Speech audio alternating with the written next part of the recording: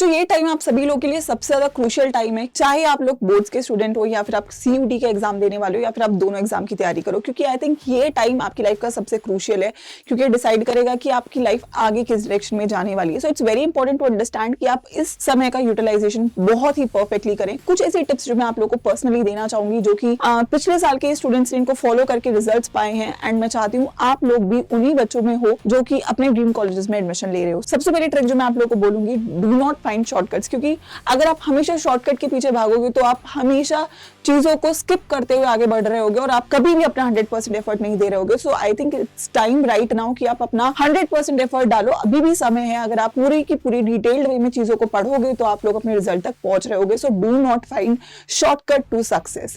Second important है, don't postpone. हमें लगता है कि आज नहीं पढ़ेंगे मैम, ये चैप्टर मुश्किल है, इसको कल कर लेंगे या इसको परसों कर लेंगे, ये सब्जेक्ट अच्छा नहीं है, इसको बाद में कर लेंगे, तो वो बाद कभी नहीं आता। I think everybody knows it, लेकिन ये आपको रियलाइज करना भी जरूरी है कि चीजों को पोस्टपोन करने का समय जा चुका है। It's right now that you need to work, it's right now that you need to put your actions. तीसरा पॉइंट है जो बहुत इंपॉर्टेंट है, वो है स्टिक टू एनसीईआरटी। आप लोग अगर 10,000 किताबों की तरफ बढ़ेंगे, आप एक भी किताब को अच्छे से नहीं पढ़ेंगे तो आपको डेफिनेटली जो रिजल्ट है वो नहीं मिल रहा होगा। आपको लग रहा होगा बहुत कुछ पढ़ रहे हो लेकिन आप नहीं पढ़ रहे हो। तो I think there is one core book that you need to stick, that is only and only NCERT.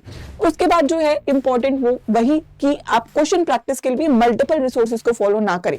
I would say definitely आपको एनसीईआरटी कंप्लीट करनी चाहिए, एग्जाम्पलर्स कंप्लीट करनी चाहिए।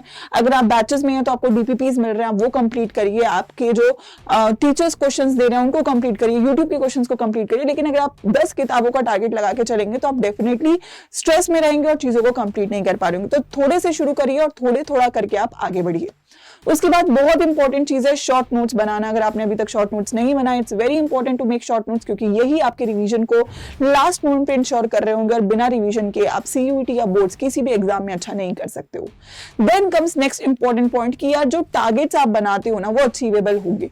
अगर आप ऐसा अनरियलिस्टिक टारगेट बनाओ कि एक दिन में मैम मैं फॉर एग्जाम्पल 10 घंटे पढ़ रहा हूँ, 10 घंटे में मुझे 4 चैप्टर करना और आप नहीं कर पा रहे हो, तो उसका स्ट्रेस आपको ही आने वाला है।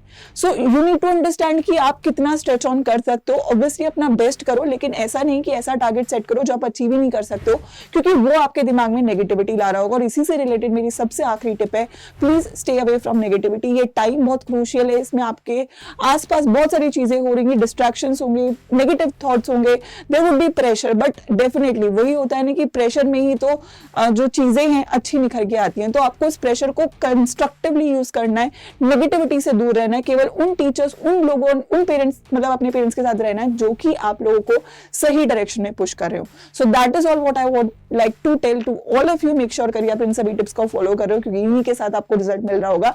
और कोई भी चीज अगर आपको परेशान करती है तो कमेंट सेक्शन में जरूर कमेंट करके बताइएगा। मेरी गुड विशेस आप सभी लोग के साथ है, और सीयूटी की बेहतरीन तैयारी आप हमारे साथ हमेशा कर सकते हो बाय जॉइनिंग सीयूटी अड्डा बैचेस, चाहे वो डेल्टा बैच है या महापैक है। किसी भी बैच में इनरोल करते वक्त आप एक कोड यूज कर सकते हो, जो कि मेरा कोड है Y513। इस पे आपको हमेशा मैक्सिमम डिस्काउंट मिल रहा होगा। So go for it, start preparing. It's now or never. All the best.